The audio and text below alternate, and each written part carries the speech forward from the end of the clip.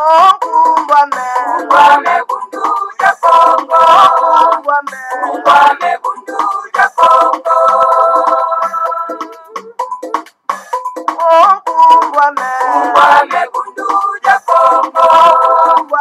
Ungwame bundu ya Kongo.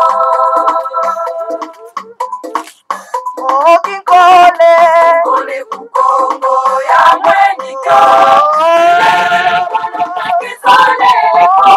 Ina ya tena mane mumbande.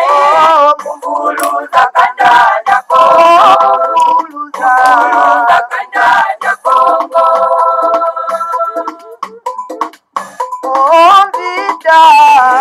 Kongo ya mwenyika.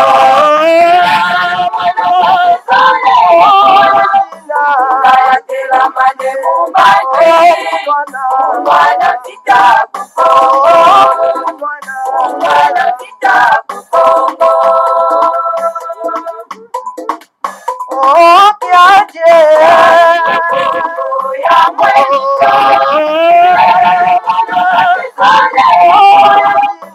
Kayatela mane mumbande. Mwana kandanya Kongo. Mwana kandanya Kongo. Kongo ya mwenyika.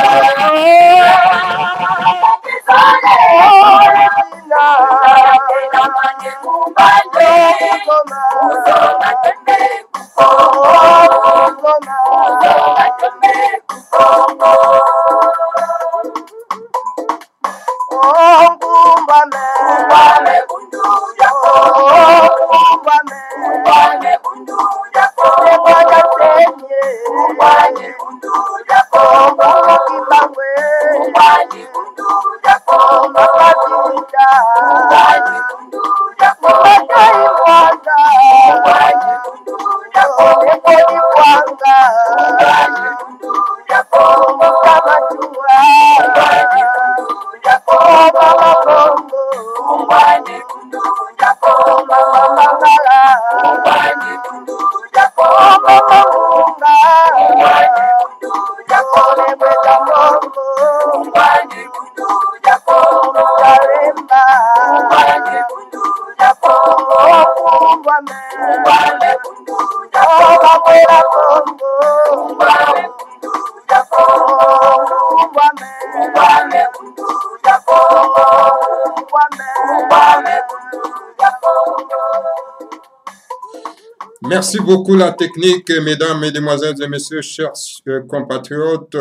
Bonjour, bonsoir, selon l'heure que vous nous captez, en tout cas cet après-midi. Aujourd'hui, nous sommes dimanche, nous sommes le 19 du mois de juin 2022. Et nous avons quelle heure maintenant? Il est presque 13h, 14h. Il est 14h, heure de l'Europe centrale, et 13h, heure de Kinshasa. Mes chers frères, chers compatriotes, ce soir, cet après-midi, je vais tout simplement vous donner certaines informations que nous avons en possession ici sur notre chaîne de Congo Bololo. Mais avant de commencer, je voudrais d'abord vous saluer tous. Yengekeno, Mbote, Losako, Bondia pour les Portugais. Voilà.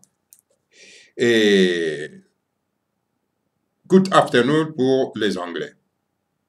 Parce que cette information, c'est une édition spéciale.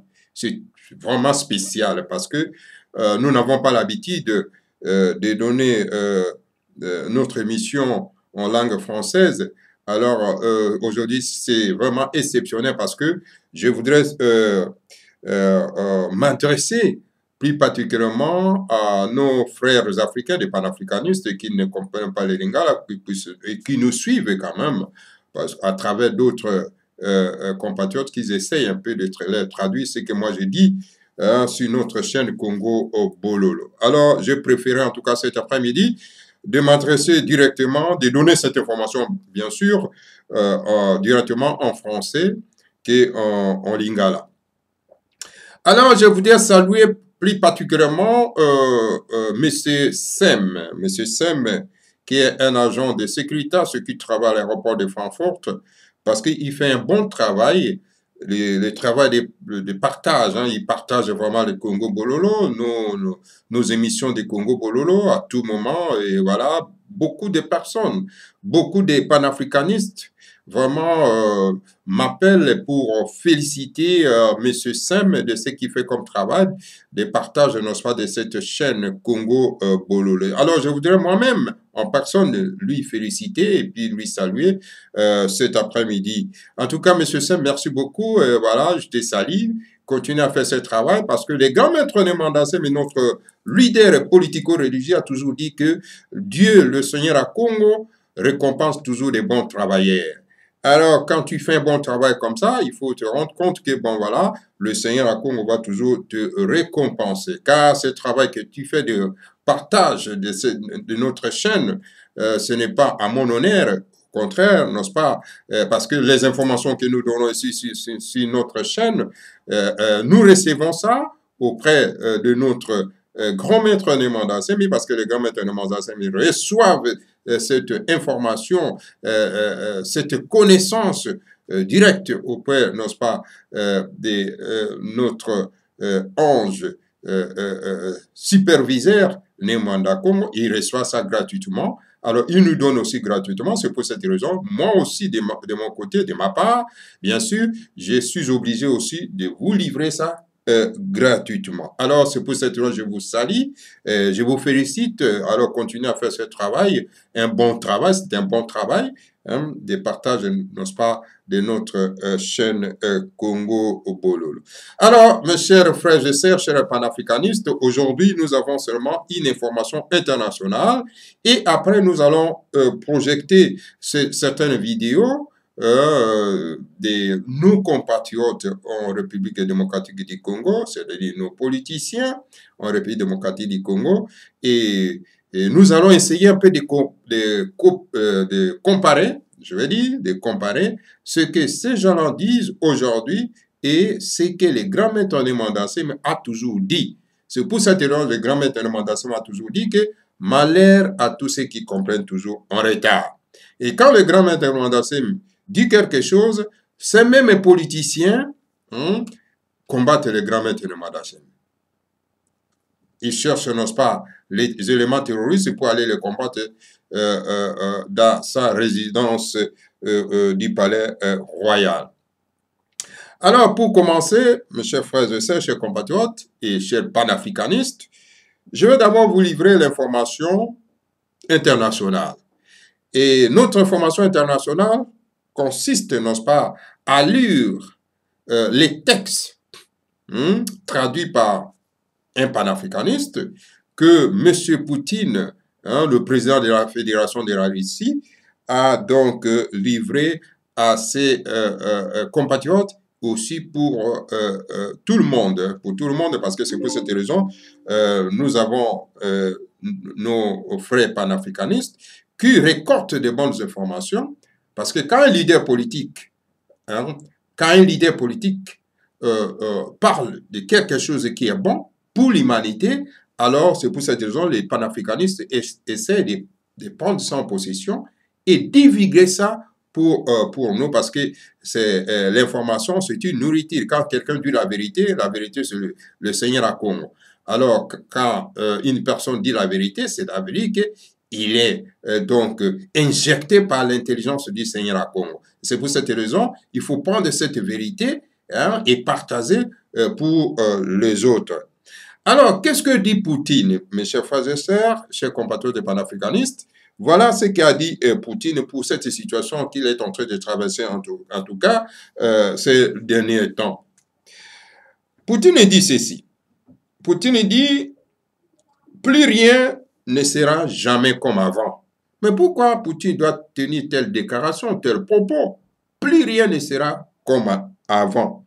Plus rien ne sera jamais comme avant. Alors, suivons un peu ce que Poutine dit. Poutine dit ceci. Le président Poutine dit, donc il a livré, bien sûr, ce que je venais vous dire, donc une charge virulente contre les États-Unis et les Européens, c'est-à-dire tous les pays occidentaux, bien sûr. Voilà ce que dit Poutine. Poutine dit, les Occidentaux ne sont pas seulement dans le déni, ils essayent de lutter contre le cours de l'histoire.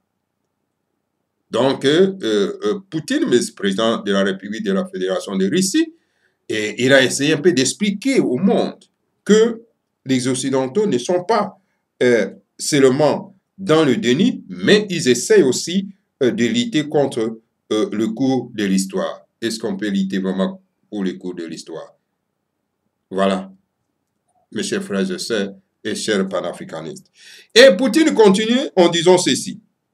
Il pense comme au siècle dernier. Il s'adresse aux Occidentaux, aux Américains, que les Américains pensent comme au siècle dernier. Il pense que tout le reste est périphérique, que c'est leur arrière-cour et ceux qui vivent sont considérés comme des gens de seconde classe. Parce que les États-Unis se considèrent comme exceptionnels. Il ne semble pas réaliser qu'au cours des dernières décennies, de nouveaux centres politiques puissants ont émergé sur la planète et qu'ils gagnent en confiance.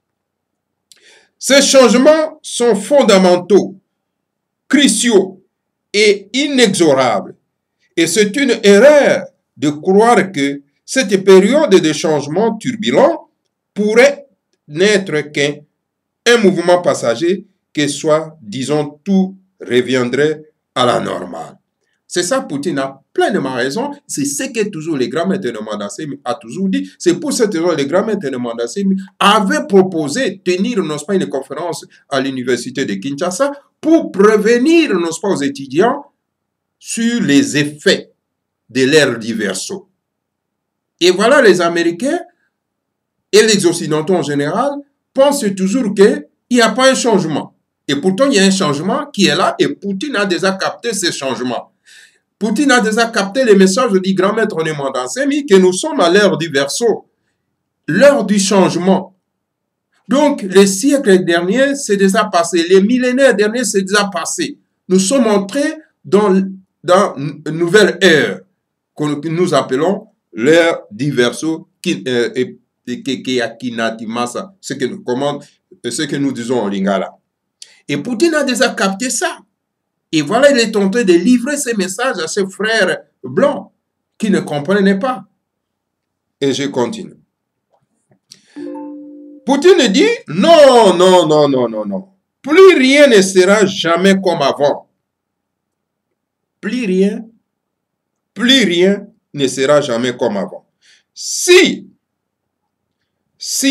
un rebelle ne peut pas être chassé ou pacifié, ils essayent de l'isoler ou de le supprimer. C'est la nature du pic actuel de rusophones en Occident et des sanctions insensées et folles contre la Russie. Donc voilà, mes chers frères panafricanistes, donc la Russie a compris les changements planétaires. Il a capté les messages du grand maître de Mandassem et que nous sommes à l'ère du verseau, nous sommes à l'ère du changement et le changement est déjà là. Les Américains ne pensent pas qu'il y a un changement. Ils ne pensent pas qu'il y a un changement des siècles. Il y a un changement de l'ère. Les Congolais ne pensent même pas aussi comme ça. Hein? Et pourtant, ils ont quelqu'un qui voit plus loin que eux. Ils ont quelqu'un qui apporte, n'est-ce pas, la nourriture de nouvelles heures. Donc, le grand maître de Mandassem a toujours dit, a toujours écrit à ses frères, à ses compatriotes, mais ses compatriotes ne comprennent toujours rien parce que ce sont des arriérés mentaux. Et voilà, Poutine a capté ces messages, il s'est préparé davantage pour ces changements. Alors, pourquoi se préparer davantage? Parce que pour se maintenir, parce que nouvelle ère vient toujours avec un changement radical. Alors donc, pour ce changement radical, il faut se préparer. C'est pour ça que le grand maître de Mandassem voulait aller tenir une conférence à l'université pour s'adresser, n'est-ce pas, aux étudiants. Pourquoi les étudiants? Parce que les étudiants sont les intellectuels. Ce sont les cadres de demain. Alors, pour que les étudiants puissent saisir cette opportunité, afin que nous puissions nous préparer pour cette ère nouvelle que nous appelons l'ère diversion. Voilà. Et Poutine, comme il a déjà capté ces messages-là, avait déjà capté le message, et Poutine a été bel et bien préparé. Bel et bien préparé. Donc, avec toutes les armes nécessaires pour se défendre. Parce que cette nouvelle ère, il y a certains pays, je dis bien, vont disparaître. Certains pays vont disparaître. C'est la carte géographique de l'humanité. Je vous l'ai dit. Alors, ces pays-là qui ne seront pas en mesure de se défendre, alors on parlera comme on parle des Indiens qui étaient massacrés par les Américains le siècle dernier. Alors voilà l'information que je voudrais vous livrer pour Poutine. Cette information est cruciale. Cette information est bonne pour nous, afin que nous puissions vraiment tenir compte de ça, parce que pour nous, ce n'est pas une nouvelle information, parce que nous avons les grands maîtres de Mandasemi qui nous donnent cette information. Il a déjà parlé plusieurs fois que non, nous sommes entrés dans une nouvelle ère. Alors il faut qu'on se prépare. Il faut qu'on se prépare politiquement, donc spirituellement et scientifiquement. Et voilà, Poutine a capté le message, il s'est préparé. C'est pour cette raison, il pense à l'offensive. Voilà, mes chers frères et sœurs, voilà ce que je voudrais donner comme information concernant le président de la Fédération de la Russie. Alors, nous allons maintenant parler des informations de la République démocratique du Congo. En République démocratique du Congo, il y a le Rwanda qui a toujours menacé la République démocratique du Congo. Il a toujours menacé l'intégrité de la population congolaise. Ces derniers temps, le Rwanda est entré en œuvre pour combattre, n'est-ce pas, soi-disant, les AFDLR.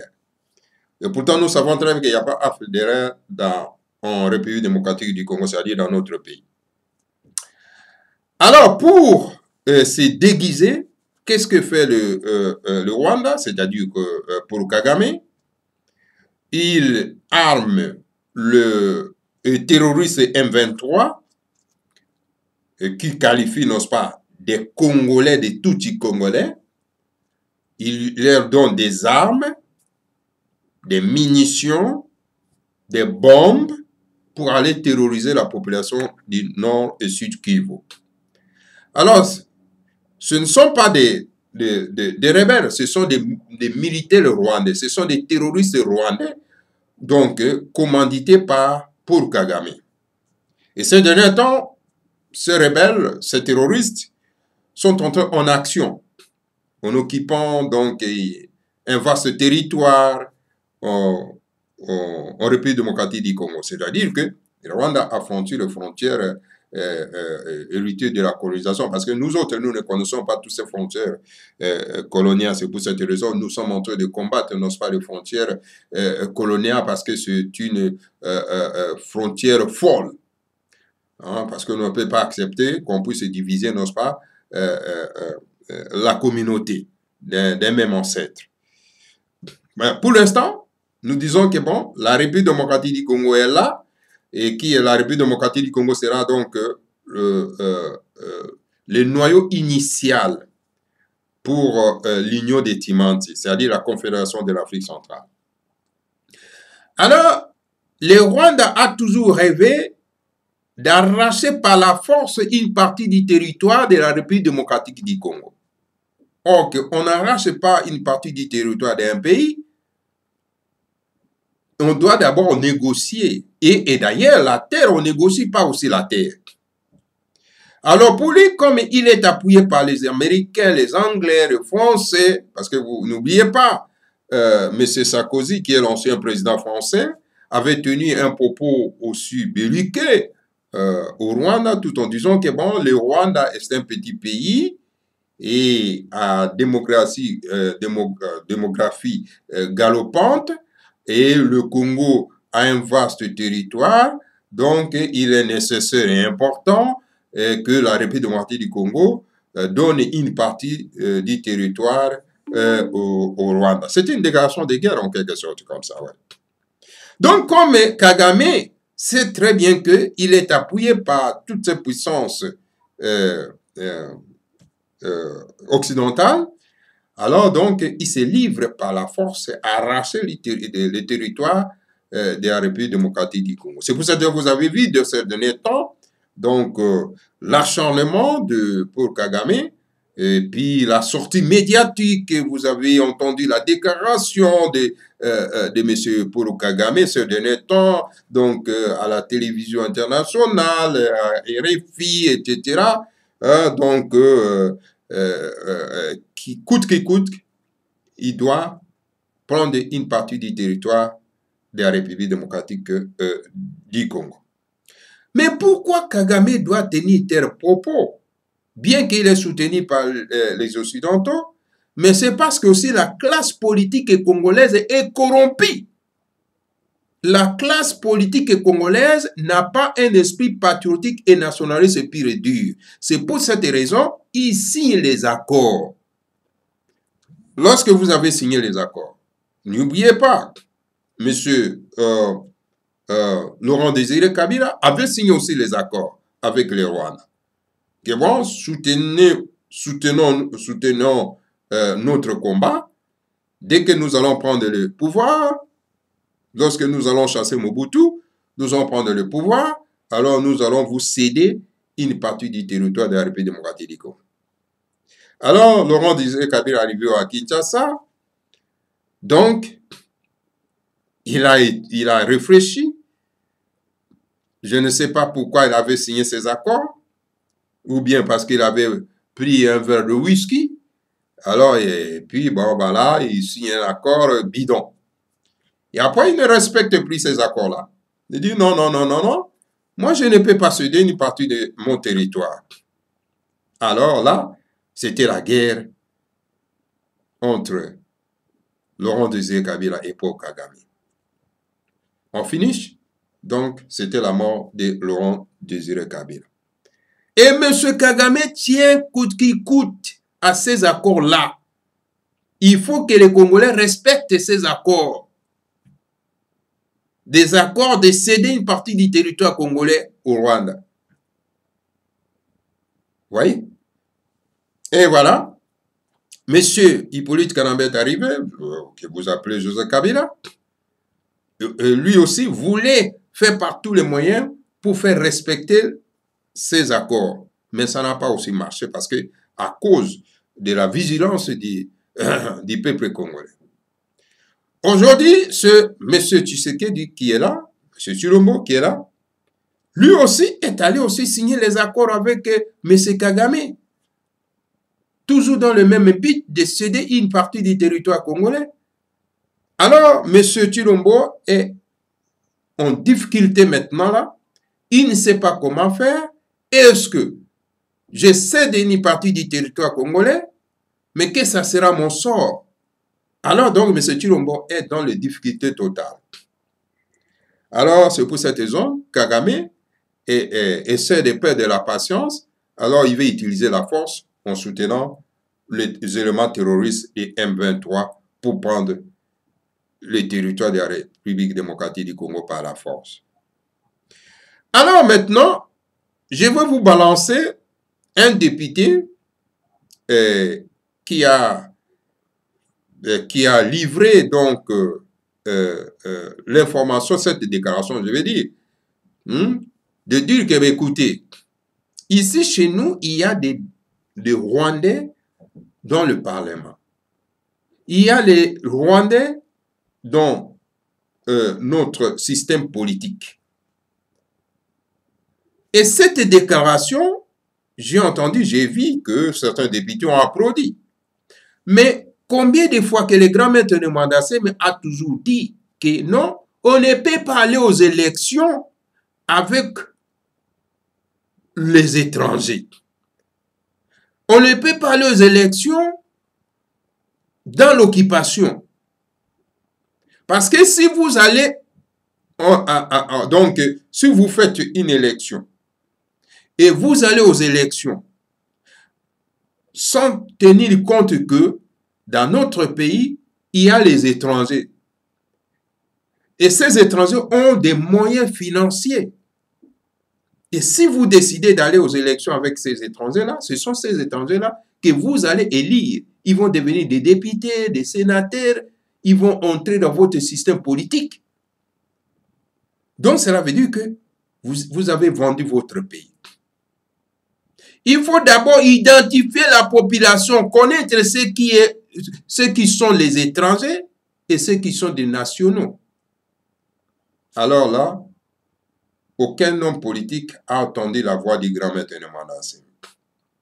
Et aujourd'hui, les voix commencent à s'élever pour parler de la même chose que le grand maître de Mandassem. C'est pour cette raison que le grand maître de Mandassem dit toujours que malheur à tous ceux qui comprennent toujours en retard. Les politiciens congolais comprennent toujours en retard. Et pourtant, ils ont quelqu'un qui est visionnaire. Le grand maître de Mandassem, c'est un grand visionnaire. Il y a certaines personnes qui posent même la question, mais comment le grand maître de Mandassem ne parle plus ces derniers temps? Il y a des gens qui me posent cette question. Je leur ai toujours dit que, mais comment? Pourquoi il doit parler? Il a déjà parlé. Lorsqu'un messager de Dieu a déjà parlé, a déjà prédit quelque chose, a déjà prophétisé, ils attendent à ce qu'il a dit se réalise. C'est ce que le grand maître de Mandassem a dit. Comment c'est toujours à réaliser? Hein? Donc il n'y a pas de nouveau. Donc il ne peut rien dire. Hein? Lorsqu'il dit, vous envoyez vos éléments terroristes pour aller les terroriser dans sa résidence. Et je voudrais aussi dire à nos frères panafricanistes qui m'ont toujours posé la question, l'état de santé des grands maîtres de Mandassem, le grand maître de Mandassem se porte très bien. Le grand maître de Mandassem va très bien. Il n'a pas de problème de santé. Il est très bien dans sa résidence. Donc, pas d'inquiétude de ce côté-là. Ouais. Mais son silence se dit tout simplement parce que il a tout dit. Et il attend tout simplement ce qu'il a dit se réaliser. Et c'est ce qui est en train de réaliser petit à petit. Lorsqu'il a dit dernièrement avait dit que les Congolais ont la tête trop dure. Alors comme ça, souffrez un peu. Soufflez. C'est ce que nous voyons aujourd'hui. Allez en République démocratique du Congo aujourd'hui, et puis particulièrement à Kinshasa, vous allez voir comment les gens souffrent. Hein? La souffrance s'est multipliée par 10. Voilà. Et les politiciens congolais ne savent plus faire. Ne savent plus quoi faire. Pourquoi? Parce qu'ils ne comprennent toujours rien. Voilà, je vais vous balancer la déclaration d'un député au Palais du Peuple. Et voilà ce qu'il dit. Voilà ce député, ce qu'il dit. Écoutez. Dans cette salle où nous sommes, honorable président, je dois dire la vérité, il y a des gens qui soutiennent le Rwanda. Dans cette salle, il y a des Rwandais. Il y a des Rwandais dans cette salle. Dans cette salle, il y a des gens, honorable président, qui sont en complicité avec les Rwandais depuis plus longtemps. Ils sont là et ils sont connus. Et ce sont ces gens-là qui aujourd'hui... Voilà. Voilà ce que dit ce député-là. Il dit au Parlement de la République démocratique du Congo, il dit que non, mais écoutez, il y a des gens qui soutiennent le Rwanda dans sa démarche, n'est-ce pas, d'arracher une portion des territoires de la République démocratique du Congo. Il y a des gens qui soutiennent cette démarche de Paul Kagame. Ces gens-là sont des Rwandais. ils sont des parlementaires. Ces gens sont des Rwandais, sont des sénateurs. Ces gens sont des Rwandais, sont des ministres. Mes chers, comment vous pouvez gagner une guerre? Vous déclarez une guerre et que vous espérez gagner cette guerre lorsque votre armée est infiltrée, lorsque votre service de sécurité est infiltré, lorsque votre système politique est infiltré par ces mêmes pays qui veulent arracher une partie de votre territoire. Comment vous allez gagner cette guerre? Quand je vois certains Congolais dire que non, nous allons nous battre contre le Rwanda, vous ne pouvez pas gagner la guerre. Paul Kagame a toujours dit que l'armée congolaise, c'est une seconde armée rwandaise. Mais le grand maître de Mwandase m'avait toujours dit que dans l'armée congolaise, il y a 500 officiers et généraux rwandais qui sont dans l'armée congolaise. Mais comment vous pouvez gagner la guerre lorsque vous avez une armée infiltrée par les éléments étrangers? Impossible. Monsieur Tshilombo est arrivé au pouvoir. Il n'a fait aucun effort pour pouvoir identifier les éléments rwandais qui sont dans l'armée. Au contraire, il a nommé encore ces étrangers dans des postes stratégiques dans l'armée. Que ce soit les Rwandais, que ce soit les Ougandais, M. Tshilombo les a nommés. C'est pour ça que vous avez fait une déclaration à Londres, tout en disant que les Banyamulenge sont des Congolais. Pourquoi? Parce qu'il espérait les nommer dans des postes stratégiques dans l'armée. Et voilà, on finit. Nous avons cette situation que nous avons aujourd'hui. Voilà. Lorsque vous avez un leader politique qui n'a pas la vision, le résultat, c'est ça. Alors, nous allons continuer, mes chers frères, je sais, panafricanistes. Voilà. Il y a encore un journaliste de l'ancien de l'antenne d'Isaïr à l'époque, M. Kwebeki Pere, qui avait aussi livré cette déclaration. Écoutons un peu la déclaration de M. Kwebeki Pere à Bruxelles. Suivons attentivement.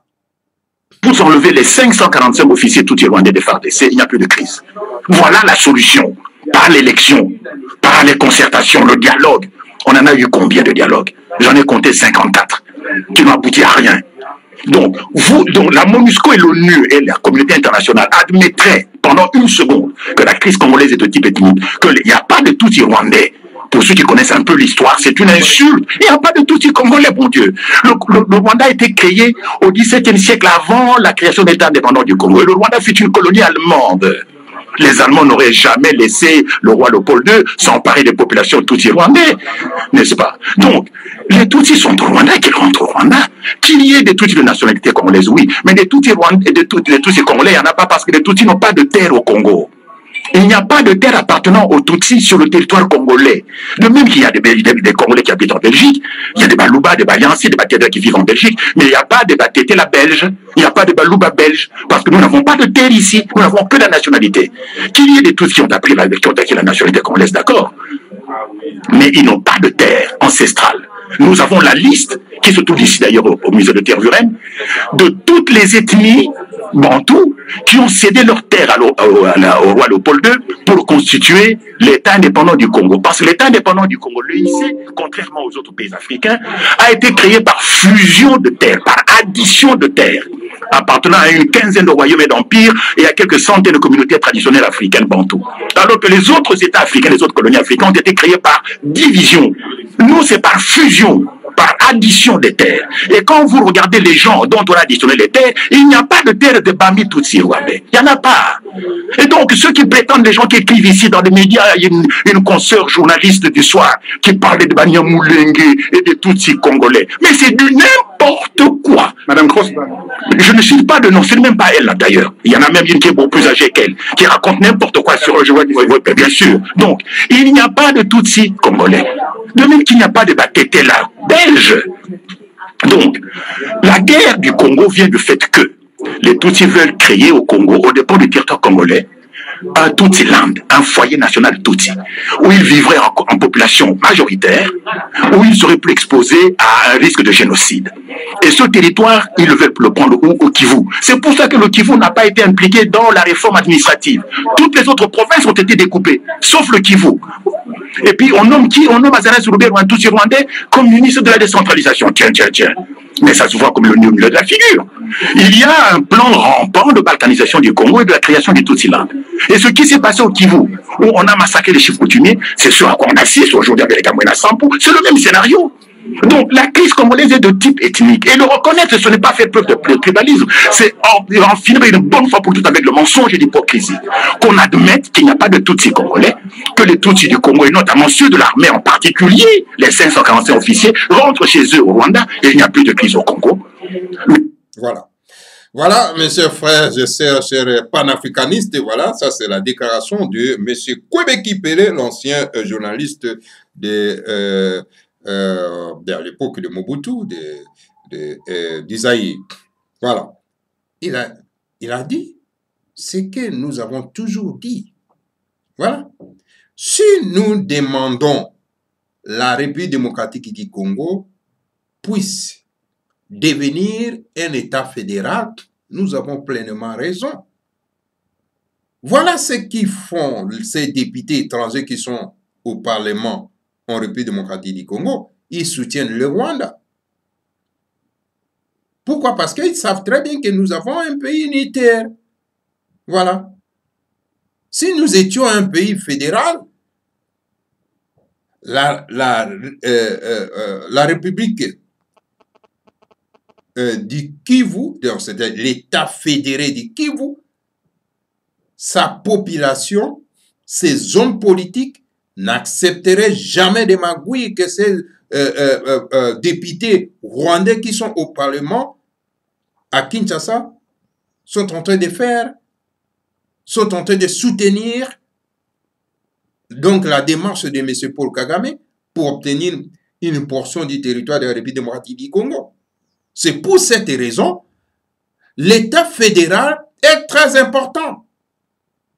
L'IDPS de M. Tshisekedi Mulumba prônait l'État fédéral. L'IDPS comme parti politique prônait l'État fédéral. Pourquoi aujourd'hui son fils, M. Tshilombo, qui est aussi membre, le président bien sûr de l'IDPS, n'applique pas donc les principes d'un État fédéral? Pourquoi? Il est pris en otage. Voilà. Si nous avons un État fédéral, il y aura une organisation. Nous ne sommes pas une nation, nous sommes des nations. Les tribus, ce sont des nations naturelles.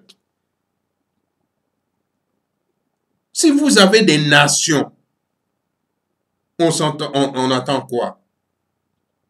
On attend, il y a plusieurs nations. Donc la République démocratique du Congo n'est pas un État ou une nation. C'est une multitude de nations. Alors mieux passer à l'État fédéral. Donc à ce moment-là, nous allons construire notre pays. Voilà la démarche du grand maître Mandassem. Et les gens, certaines personnes mal intentionnées, corrompues, qui sont les nègres de la maison, qui sont au service de l'Occident, les qualifient d'un tribaliste. Oh, le grand maître de Mandassem est plus nationaliste que tous ces petits cafards qui le qualifient d'un tribaliste. Donc, ce sont les médias qui sont au service de l'Occident, parce que l'Occident a peur du grand maître Nnamdi Semi pour mettre l'ordre dans ces pays. Alors donc, il faut utiliser ces médias inféodés des cinquièmes colonnes pour les diaboliser.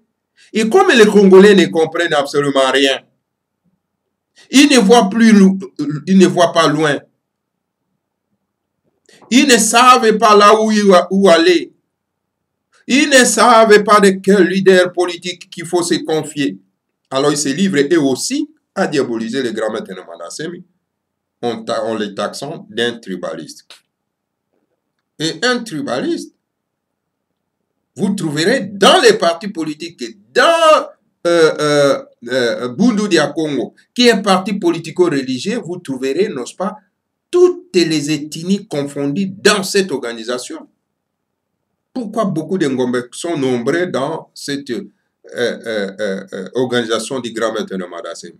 Donc, dire que le grand maître Nnamdi Semi c'est un tribaliste, c'est un faux problème, ce sont des faux fouillants. Ils ont peur d'embrasser l'État fédéral parce que ce sont des politiciens mafieux. Ils n'auront plus le temps de piller, de voler parce qu'il y aura l'ordre.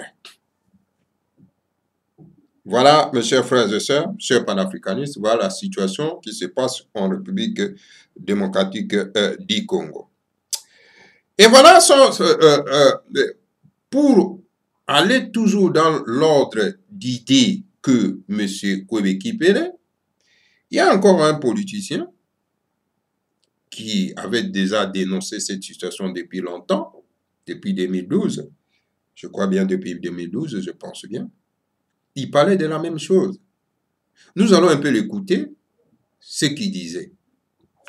Alors, suivons-les attentivement. Le 12 mai 2012, il se tient une réunion à Rubavu. Rubavu, c'est au Rwanda, frontière avec le Nord Kivu là-bas. Des ministres de la Défense congolais et rwandais. Ils signent un accord.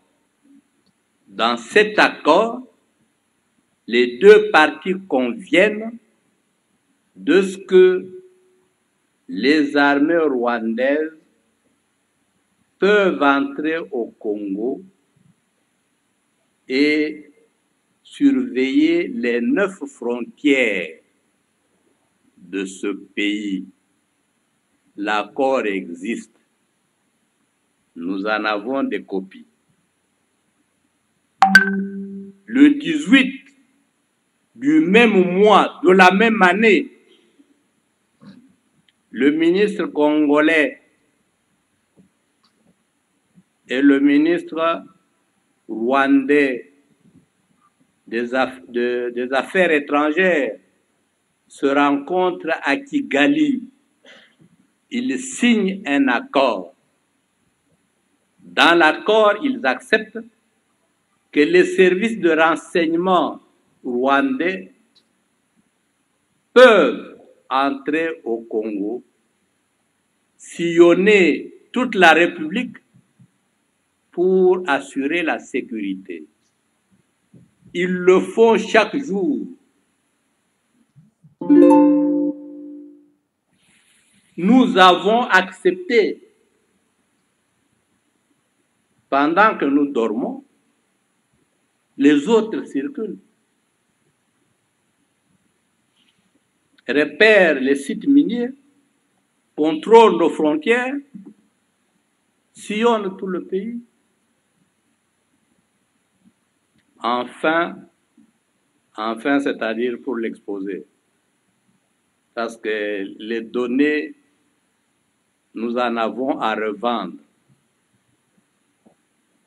Vous connaissez le fameux accord du 23 mars 2009 entre le Congo et Kundabatware, le CNDP. L'accord reconnaît aux Rwandais le droit d'être congolais et de participer à la vie politique congolaise, d'être candidat et d'être élu. Nous avons signé cet accord.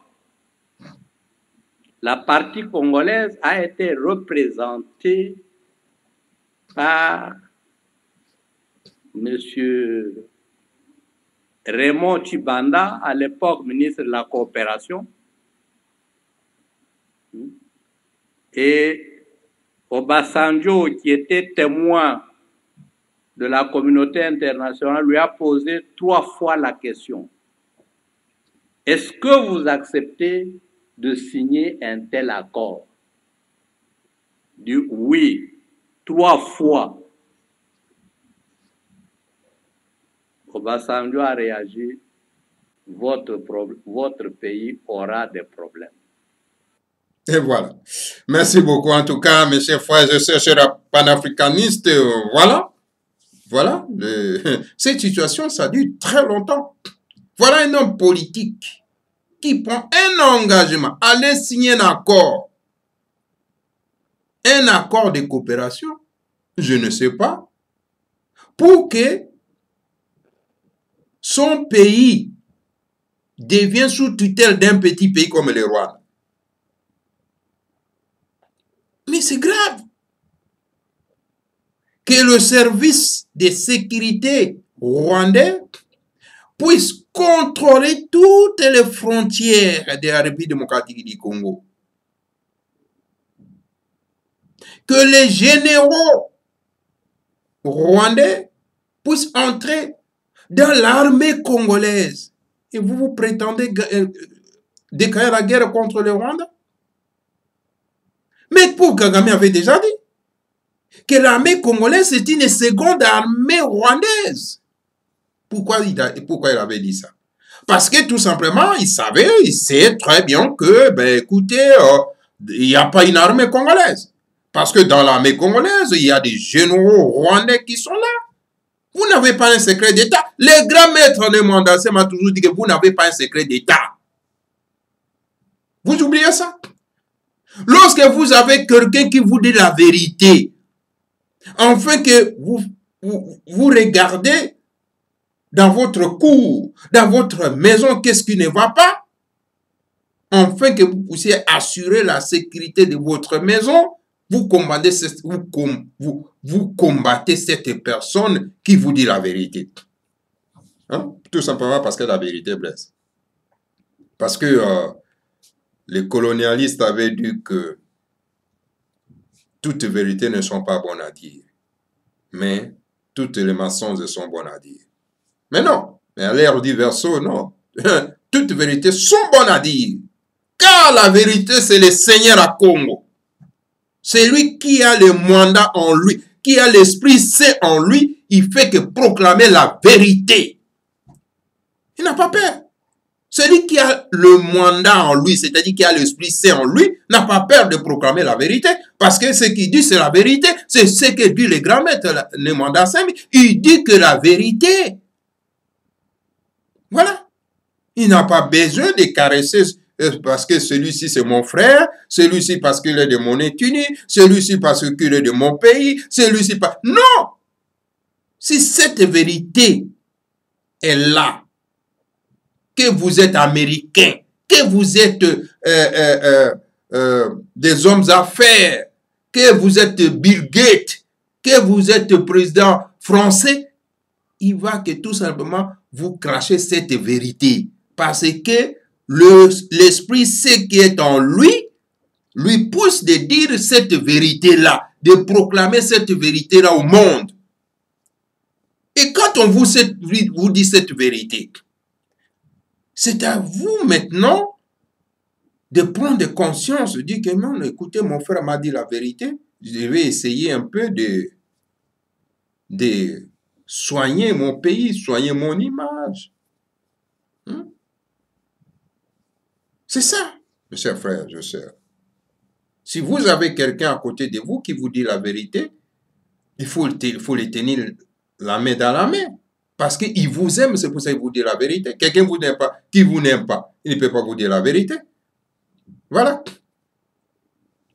C'est ça, mes chers frères. Alors, pour terminer, chers frères et sœurs compatriotes et panafricains, panafricanistes, bien sûr, nous allons vous balancer encore une autre déclaration. Notre déclaration. Donc, cette fois-ci, en tout cas, un grand monsieur, un grand homme, il a essayé un peu de nous faire une certaine démonstration de force pour nous parler, non pas, des systèmes éducatifs, nous parler un peu des Occidentaux, comment est-ce qu'ils voient les Africains, etc. Nous allons un peu les suivre attentivement. Alors, suivons-les, s'il vous plaît. Les pays occidentaux sont endettés depuis des décennies. Ce n'est pas nouveau. Et le problème, ce qui est grave, c'est qu'aujourd'hui, les États-Unis entraînent l'ensemble du monde dans leurs dettes et mettent l'ensemble du monde au bord de la faillite financière. C'est-à-dire, si les États-Unis s'effondrent, comme vous pensiez que ça peut arriver, et ça peut arriver, et si le dollar s'effondre, si le dollar n'est plus la monnaie de référence, ça va entraîner une très grave crise financière. Le système capitaliste veut l'enrichissement. Pour l'enrichissement, il lui faut l'accès aux matières premières, la liberté de commerce, le contrôle donc des activités économiques. Ce contrôle des activités économiques ne peut se faire que par le pouvoir politique. Pour ce pouvoir politique, on utilise ce qu'on appelle l'État. Alors ce pouvoir politique utilise l'État pour faire en sorte que les rapports de production qui sont favorables au capitalisme, c'est-à-dire la façon dont on organise l'économie, en faveur de celui qui a le capital, et non pas en faveur de celui qui travaille. Il faut que ce système puisse perdurer, perdurer, perdurer. Croyez-vous que ceux que vous allez esclavagiser vont vouloir rester esclavagisés? Non.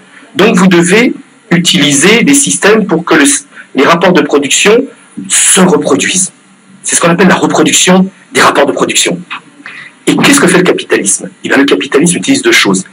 L'État, dans son aspect répressif, ce qu'on appelle l'appareil répressif d'État. Système politique, justice, armée, police, pour faire régner son ordre que lui a décidé. Alors pour ça, il utilise des politiques, des politiciens qu'il finance, parce que si vous voulez être président aux États-Unis, en France, en Russie ou ailleurs, il vous faut de l'argent. Qui va vous donner cet argent? Ce ne sont pas les pauvres, ce ne sont pas les chômeurs, ce ne sont pas ceux qui vont gagner 50 $ par mois. Ceux qui vont vous donner l'argent sont les capitalistes. Et c'est eux qui vont, en vous aidant, en vous produisant, faire en sorte que vous défendiez leur politique. Donc, une fois qu'ils sont au sommet de l'État, les lois sont organisées de manière à défendre le système capitaliste. Donc, on utilise l'appareil répressif d'État, comme l'ont fait les colonisateurs, pour prendre les matières premières, pour gagner plus d'argent, la finalité du capitalisme. Mais de l'autre côté, on sait que les peuples, même face à l'appareil répressif d'État, peuvent se révolter, peuvent dire non. Et quelquefois renversent l'appareil répressif d'État. C'est ce qui s'est passé en Chine, en Corée du Nord, au Vietnam, au Cambodge, en Russie, en Mongolie, en Ukraine, dans beaucoup de pays. Donc pour éviter qu'il y ait une lutte des classes trop forte entre les capitalistes et le peuple, entre les exploiteurs et les exploités, au-delà de l'appareil répressif d'État, le capitalisme utilise ce qu'on appelle les appareils idéologiques d'État. C'est-à-dire, il achète une sorte de consensus sur son système. De quelle manière? Par l'école. Les enseignements ne sont jamais neutres. Les enseignements sont toujours organisés d'une manière à orienter la pensée de l'élève pour qu'il puisse être au service du capitaliste. Les églises, vous le savez, vous, dans votre histoire coloniale, combien les églises ont été au service du pouvoir colonisateur, c'est-à-dire du capitalisme. La famille, dans laquelle on apprend les valeurs, il faut respecter son patron, il faut respecter ceci. Les médias ne sont pas neutres. Les médias sont détenus par des milliardaires dans l'ensemble. Et c'est ceux qui font l'information dans le monde. Ce sont les capitalistes qui dirigent les médias. Les partis politiques, qui financent les partis politiques? en grande majorité dans la plupart des pays du monde. Et ce sont ceux qui ont l'argent. Ce sont ces capitalistes qui mettent à la tête des États ou à la tête de ministères des gens qui leur seront favorables.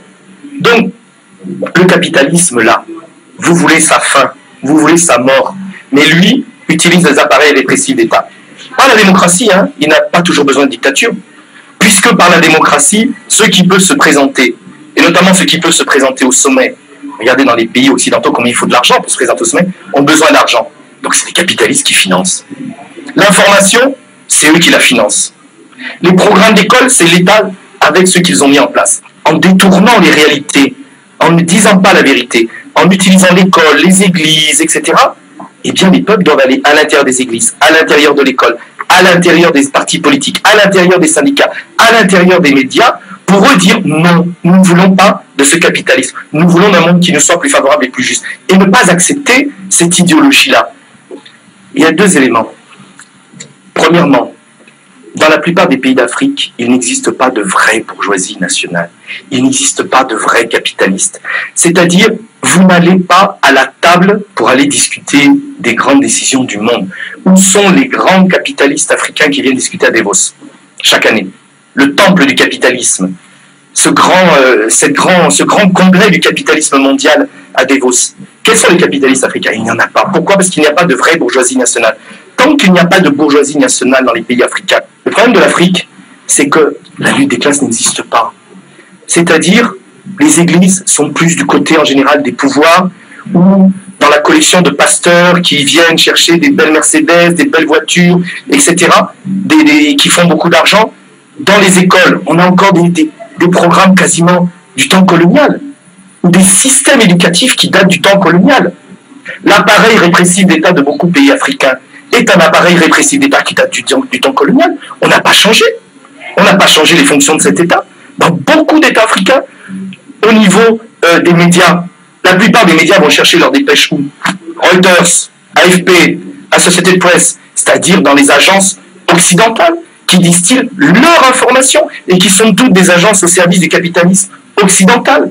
Donc, tant que les Africains eux-mêmes, partout, syndicats, partis politiques, médias, écoles, familles, églises, ne sauront pas déterminer leurs agendas, leurs volontés, ce qu'ils veulent face à ce capitalisme-ça, et établir un rapport de force.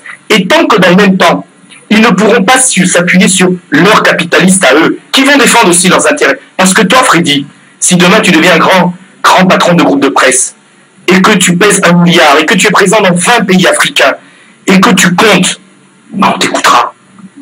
Mais aujourd'hui, est-ce qu'on... Voilà. Voilà, mes chers frères et sœurs, chers panafricanistes, voilà ce que ce monsieur a dit. Ça, c'est une vérité crue. C'est une vérité crue. Ouais.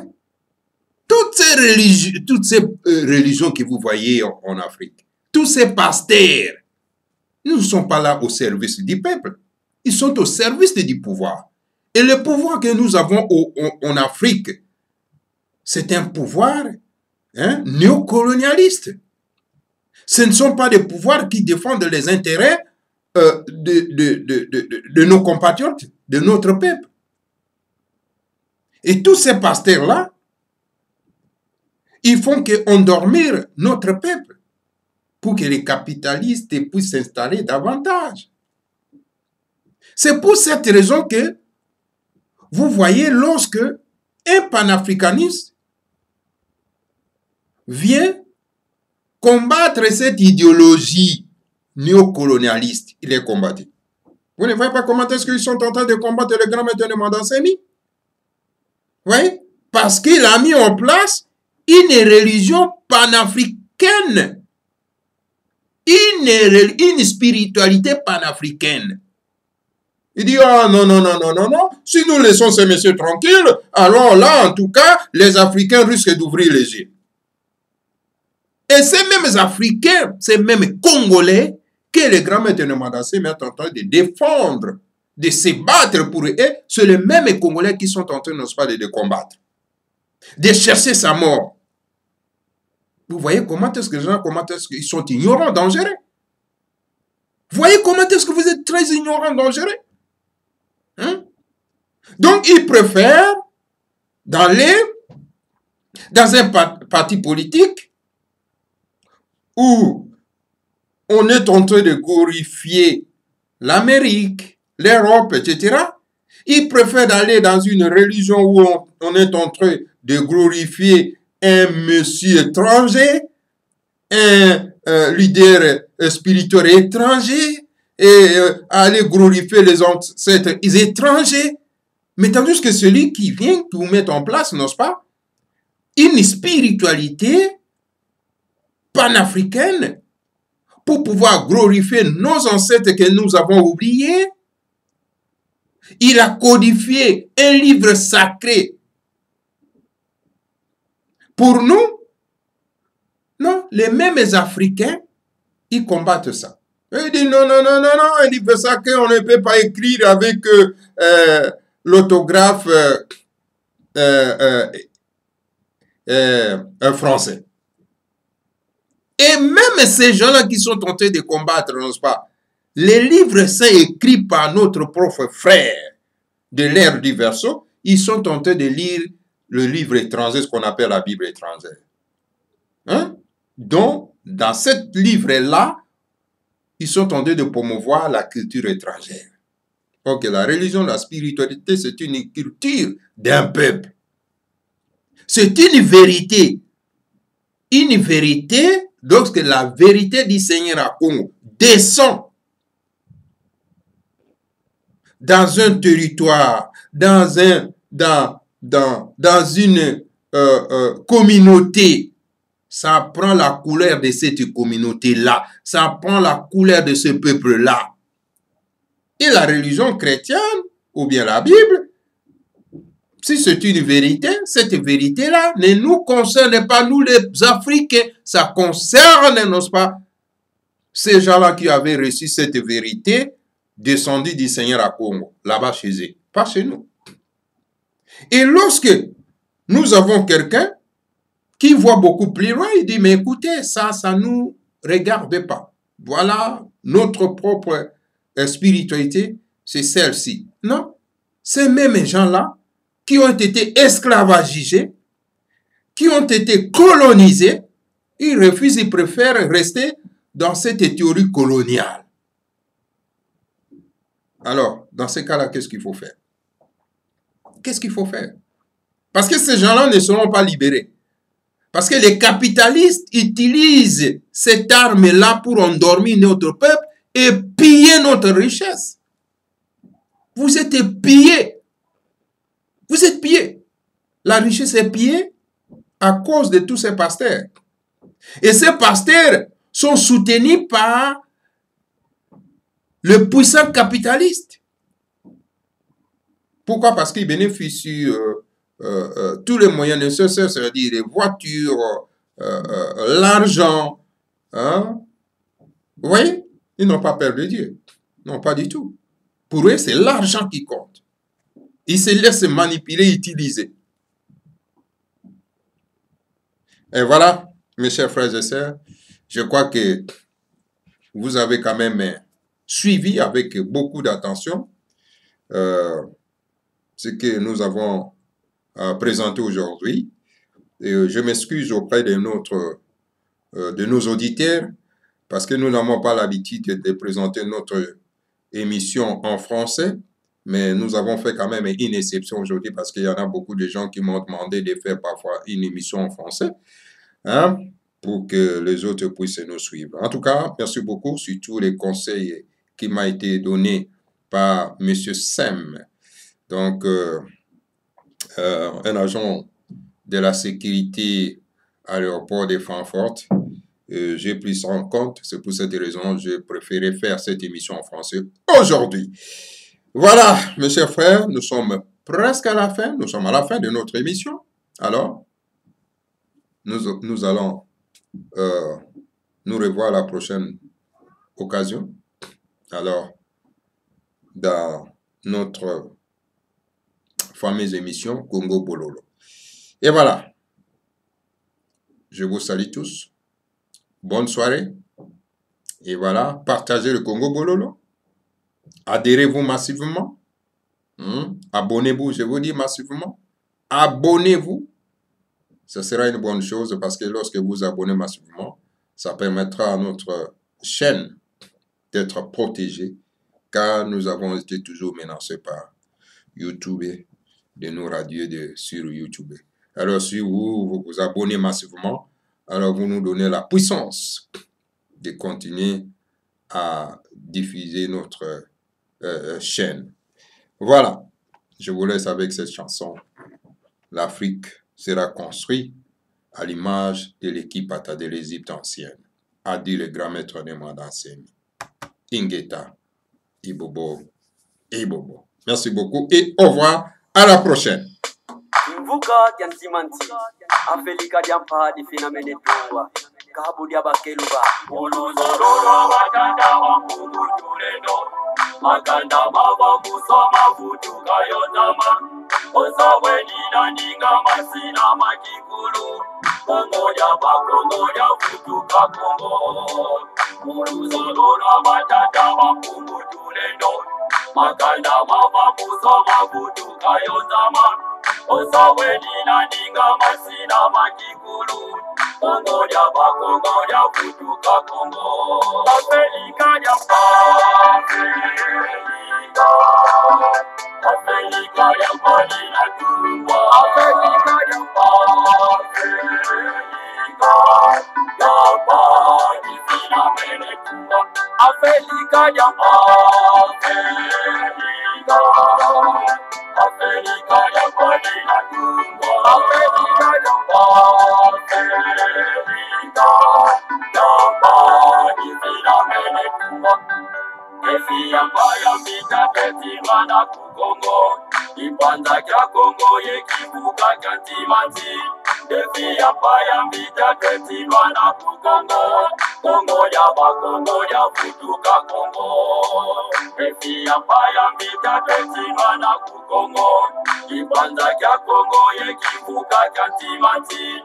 Efi ya mbita peti mana kukongo, Kongo ya Bakongo ya Futuka Kongo. Afrika ya Afrika, Afrika ya Madina Tumba, Afrika ya Afrika, ya Madina Mene Tumba, Afrika ya Afrika, Afrika ya Madina Tumba, Afrika ya Afrika, ya Madina Mene Tumba. Takuza kuna tantuza sosina katulwa, Uluzololwa batata mapungu tuleno, Sikumi azoneza kwanza zinatungwa, Yevuka na ukivuka kantimati. Takuza kuna tantuza sosina katulwa, Uluzololwa batata mapungu tuleno, Sikumi azoneza kwanza zinatungwa, Yevuka na ukivuka kantimati. Afrika ya Afrika,